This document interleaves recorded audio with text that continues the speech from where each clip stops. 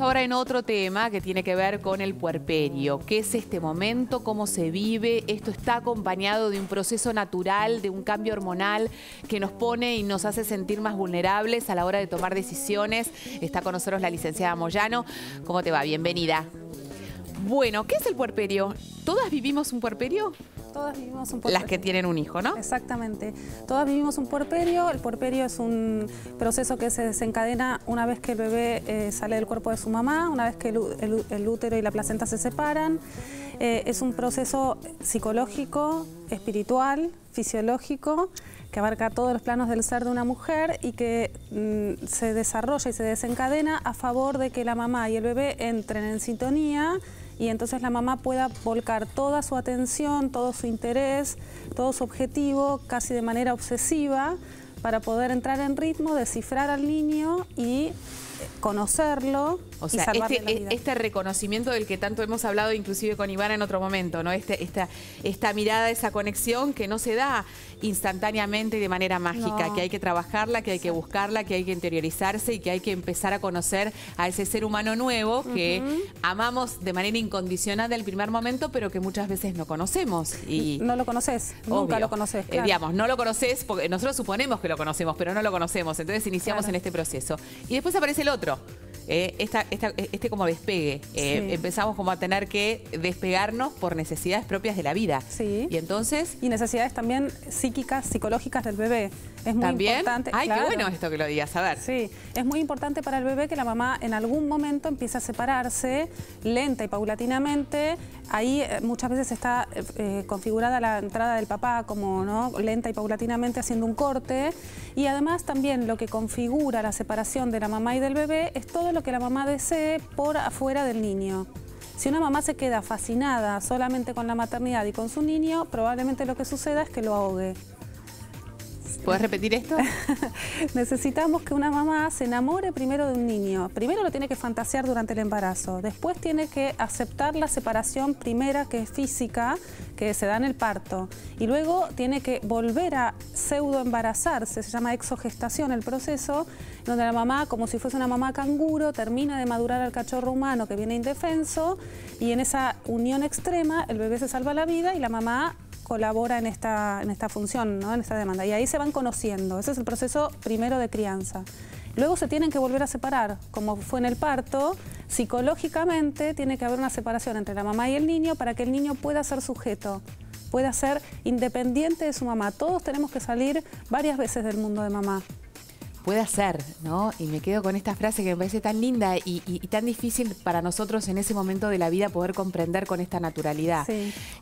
Porque es todo lo contrario a aquello que sentimos. Sentimos que si nosotros tenemos inquietudes y tenemos la necesidad de ser más allá de este vínculo que se da entre madre e hijo, tenemos culpa, nos angustiamos, sentimos que estamos haciendo las cosas mal, que no estamos pudiendo cumplir con todos los objetivos establecidos, que muchas veces son equivocados, sociales, porque tal cual la estamos escuchando a Ivana, en realidad debemos respetar un proceso natural muy distinto al que pensamos. Entonces, ¿por qué es tan importante? Y acá me doy cuenta la necesidad de que esto se pueda transmitir y comunicar. Sí, es muy importante que las mamás puedan quedar liberadas de cierta culpa, porque hay mucho discurso muy antagónico en esto, ¿no? Nosotros somos herederos de tres culturas muy complicadas con el tema de la culpa materna, que son la cultura italiana, la cultura judía y la cultura española, ¿no? Son madres omnipresentes y que alimentan y abrigan. En otras culturas, en los países nórdicos, incluso Estados Unidos, algunos países europeos, esto no sucede, no hay una culpa tan fuerte de la mamá porque se tiene que separar de su niño. Tampoco podemos pretender que una mamá y un bebé se separen prematuramente porque eso sería un abuso para la mamá y para el bebé. Pero es muy importante. Pero aparte, cuando hablas de separación, esto tiene que ver con una sutileza, no tiene que ver con un corte. Tiene que ver con poder conectarse también con otros aspectos de la vida propios de la mamá para que ese bebé pueda salir en la búsqueda de otros propios. Absolutamente. ¿No? Absolutamente. Lo que define que vos te puedas separar de tu mamá y lo que define que vos puedas ser a partir del ingreso en la cultura son dos cosas. Primero, que tu mamá te suelte y segundo, que tu papá te venga a buscar.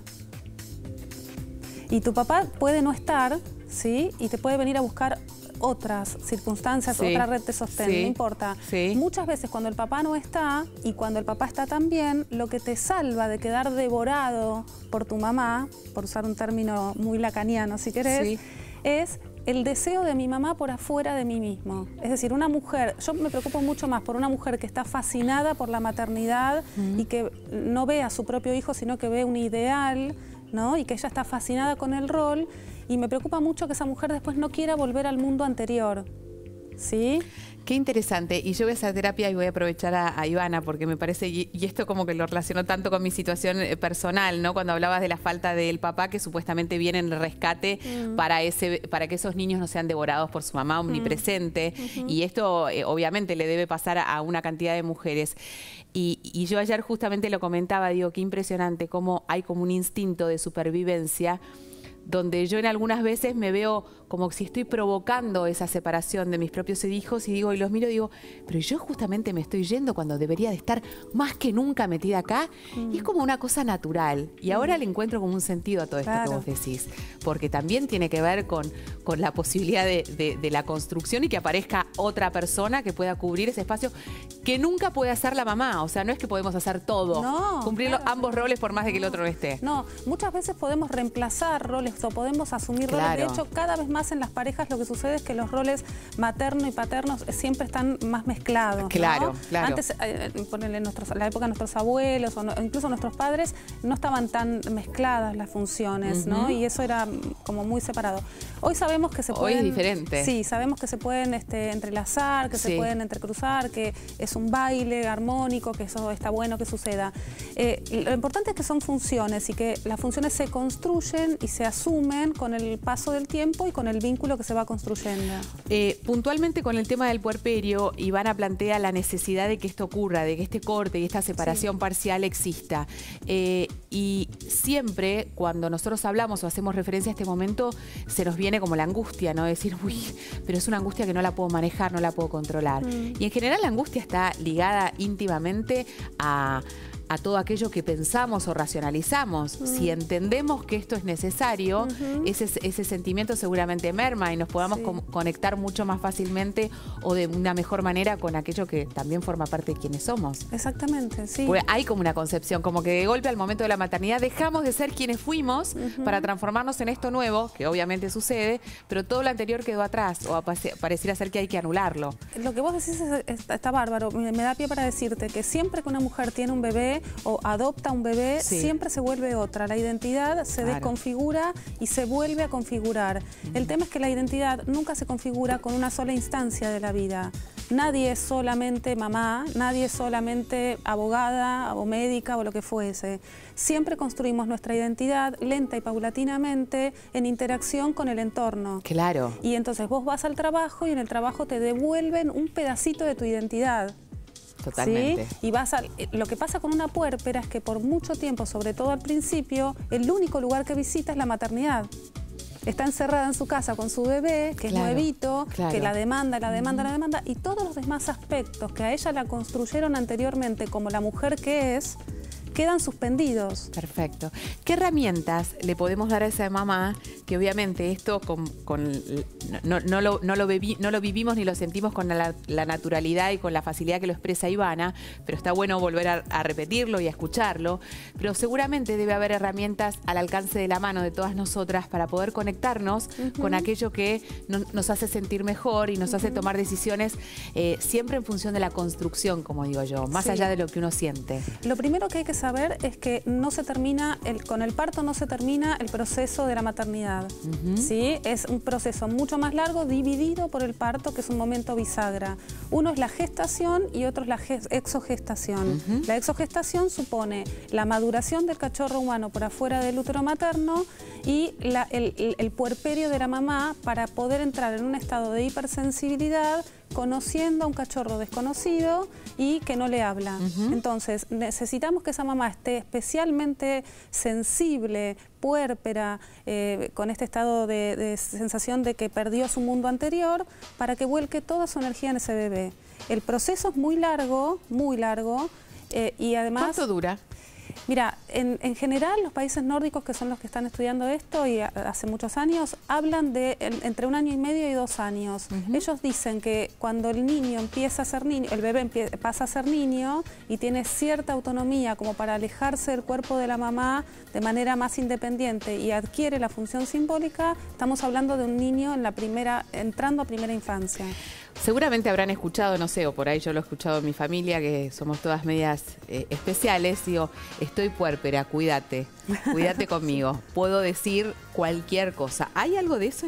¿Hay como un aspecto de impunidad que nos genera este vínculo tan estrecho, ese mundo tan propio, tan nuestro que se genera entre ese hijo y esa mamá, que todo lo de afuera como es de palo? Sí, sí. Eso se requiere para que vos pongas toda tu energía en el cachorro y no lo dejes abandonado a merced del depredador, sería. Total, hasta hace muy poquito tiempo era un atenuante el estado de puerperio. Hasta el día 40... Totalmente, claro. Sí, se sacó eso del código. Sí, se sacó. Como que uno podía tener una reacción violenta, cuidado, justamente protegida o amparada por esta situación. Sí, la verdad es que es un estado de hipersensibilidad, un estado de desconocimiento, un estado de desestructuración del psiquismo, es un estado de una sensación de mucha vulnerabilidad que se requiere para que vos estés atenta al bebé. No, pero aparte es interesante pensarlo desde este lugar que vos decís. Si uno pierde completamente la configuración y la identidad, ¿qué situación de más vulnerabilidad uno puede imaginar que esa? O sea, es como si te pusieran te resetearan. Entonces es la búsqueda permanente de a dónde estoy, a dónde quedé, qué es lo que me pasa, qué es lo que siento, qué es lo que voy a volver a querer y qué es lo que no voy a querer nunca más. ¿No? Exactamente. En la construcción de la identidad de madre, vos lo que tenés que hacer es abrir tu identidad, ¿no? Como todo lo que vos fuiste construyendo durante muchísimos años, es decir, un pedacito de tu identidad te lo da tu trabajo, otro pedacito tu vida social, otro pedacito la pareja, ¿no? Todo eso que vos fuiste construyendo en muchos años, de repente tiene afuera un ingrediente que tiene que entrar, ¿no? Tiene que venir a tu identidad, que es el bebé. Ese bebé, por eso para cada bebé es diferente, ese bebé con vos en ese momento. En esa edad. ¿Y ese bebé puede tener un tiempo determinado donde se produzca este proceso del que vos estás describiendo? Y hay que estar atentos también y perceptivos a que ese momento ha llegado, que esa separación es necesaria inclusive porque la marca el propio bebé. Sí, claro. El bebé, por esencia, es el que está más sano del trío. Si Está bien. Y el bebé sano busca. A mí me dijeron una frase que me encantó una vez, que es que una mamá y un papá son muy poco mundo para un bebé.